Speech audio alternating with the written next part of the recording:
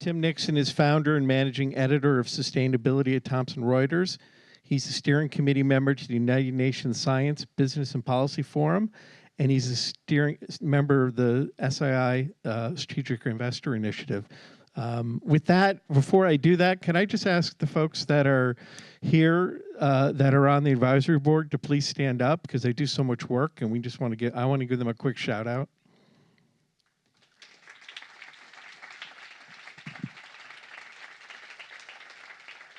Tim, over to you. Okay, thanks very much, Mark. Can you guys hear me okay? It's hard for me to tell. Okay.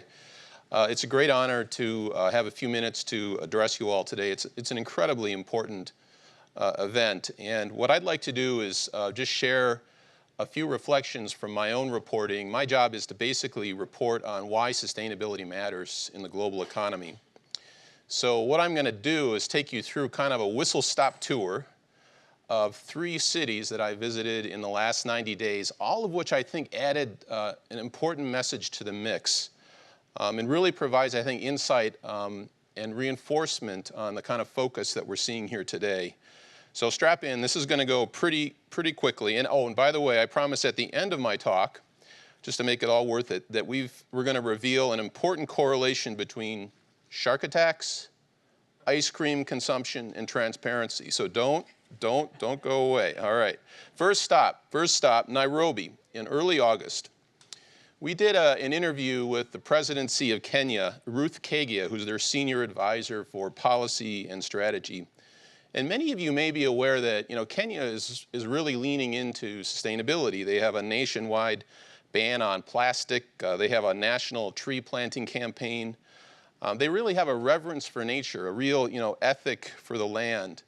And at the same time, Kenya has been facing, like many developing world countries, just a growing wave of very interested foreign investors, multinationals, and investment houses. And they're running up against this challenge, and I heard this acutely from the presidency, of understanding, what are the values? What are the values of these investment houses? What are the underlying track records of these multinationals? And what are their plans going forward with respect to care for the environment and social and governance issues? And there was a real, almost an acute kind of sense of desperation almost around just the lack of transparency from all of this incoming investment in business. So that's point 1.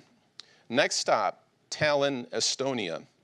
In early August, I was there when ministers of the environment from around the world, including many large multinationals such as IBM, who spoke earlier, Philips, and Thomson Reuters. And we were there to really, begin to set the stage for a framework to implement the SDGs going into the beginning of next year with a specific focus on environment and environmental risk. And I got to say, through our discussions with the very most senior ministerial folks there, that there's an increasing sort of level of, well, not just concern, but almost exasperation on the disconnect between the Sustainable Development Goals themselves and our progress on those goals. So, for example, we've just hit 410 parts per million of CO2 in the atmosphere, which is literally, it's off the historical record. And, sea levels correlating to that level of CO2 in the atmosphere are much, much, much higher than they are now. And so what evolved in that discussion in Estonia was a much more sort of focused approach on how do we actually get at starting to solve these problems. And one of the things I brought to the discussion was some of the data on just the level of transparency in the largest 250 public emitting companies of the world. So the largest 250 publicly traded emitting companies of the world, who account for about a third of annual anthropogenic emissions. So, they could all fit in this room, 250 of these CEOs, with so much power and opportunity to influence our destiny. And the level of transparency from these companies peaks if you look at the most regulated environments, like in Western Europe, at around 50% who report on their material emissions. So 1 and 2. And then once you get into the developing world, and also North America, by the way, transparency rates drop off precipitously. So we're talking about maybe 15 to 20, at best 25% transparency. So what I started to see coming out of those discussions was, okay, we need to double down on who isn't even disclosing what they're putting into the environment.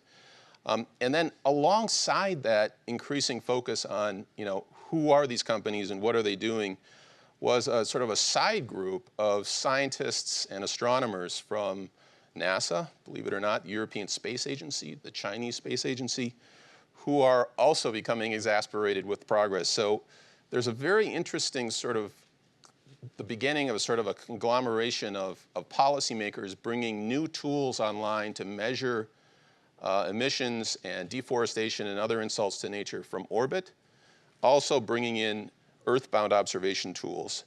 So, a huge clue there that leadership is starting to focus, and they're starting to develop new measurement tools to do so. Next stop, San Francisco, of course, the Global Climate Summit. We interviewed 4 mayors from Pittsburgh, Dhaka, Rotterdam, and Cape Town, and the head of Google's new Environmental Insights Explorer. So Google, kind of following in the same track as the astronomers in Estonia, has just launched this new Explorer tool for 4 cities. It provides point source measurement of air pollution in each of these cities, and they're just getting started, all right? So, and yet another measurement tool that's capable of attributing back emissions and environmental insult to specific sources. So it's, it's an incredibly important development. And then alongside that, mayors are beginning to appreciate their growing power. 75% of the world's population will be moving into cities. And procurement is going to be a tool that mayors are going to be using. I heard it over and over again, to choose private sector partners who are able to both, provide economic benefits, but also at the same time provide benefits to the environment, to the society, and have sound governance structures. So the point here is cities and nation states are starting to really turn the screws on transparency and disclosure around past performance and future planning on ESG. So I want to turn a little bit to some of the headlines that I picked up from today's events, because I think a lot of the themes that I just talked about, the increasing importance of transparency and material performance on ESG, really resonate with much of what we heard today. So here are the headlines that I picked up. GSK, innovation, performance, trust. Perform flawlessly in a transparent way.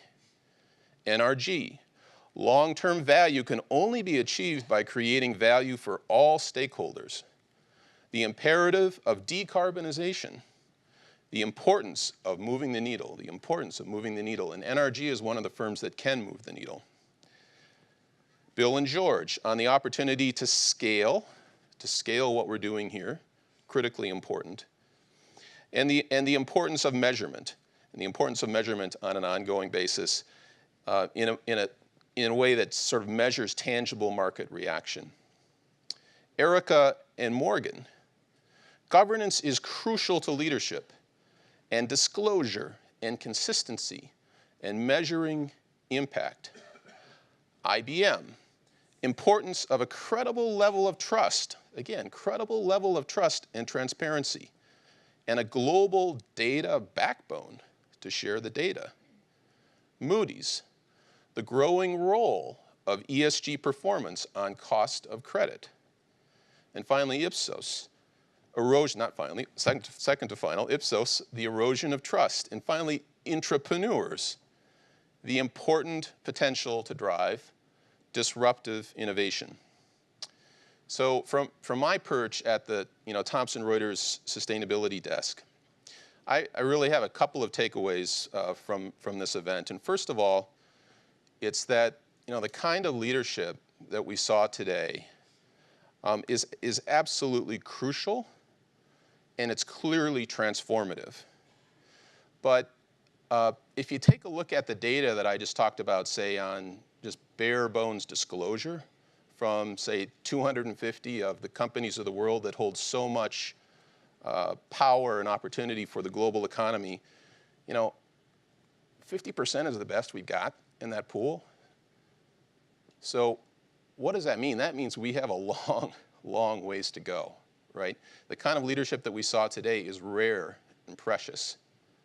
All right, so the second takeaway then is the main point about scale that I heard today. This is really critically important work, but it's too small.